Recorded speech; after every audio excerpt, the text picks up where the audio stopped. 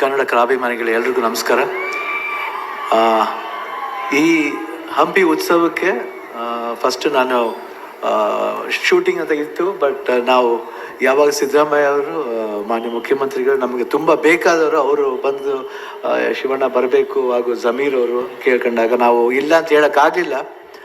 ಯಾಕಂದರೆ ಹಂಪಿಗೆ ಬರಬೇಕಂದ್ರೆ ನಮ್ಗೊಂದು ಖುಷಿ ಇದೆ, ಒಂದು ಸಂಬಂಧ ಇದೆ.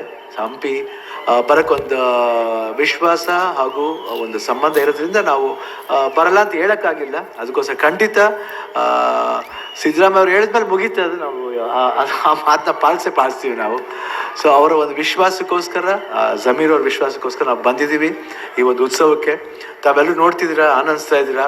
ಆ ಆನಂದ ನಾವು ಆನಂದಿಸಿ ನಿಮ್ಮ ಮುಂದೆ ಒಂದು 2-3 ಸಾಂಗ್ ಆಡ್ತೀನಿ ಮುಂದೆ. ಈ ಪ್ರೋಗ್ರಾಮ್ ಎಲ್ಲ ಮುಗಿದ ಮೇಲೆ ಖಂಡಿತ ಹಾಡಿ ನಿಮ್ಮನ್ನೆಲ್ಲ ಮನೋರಂಜನೆ ಕೊಡೋಣ ಅಂತ ಒಂದು ಭರವಸೆಯಲ್ಲಿ ಬಂದಿದ್ದೀವಿ. ಎಲ್ಲರಿಗೂ ಒಳ್ಳೇದು ಮಾಡಲಿ. ಜೈ ಹಿಂದ್, ಜೈ ಕರ್ನಾಟಕ ಮಾತು.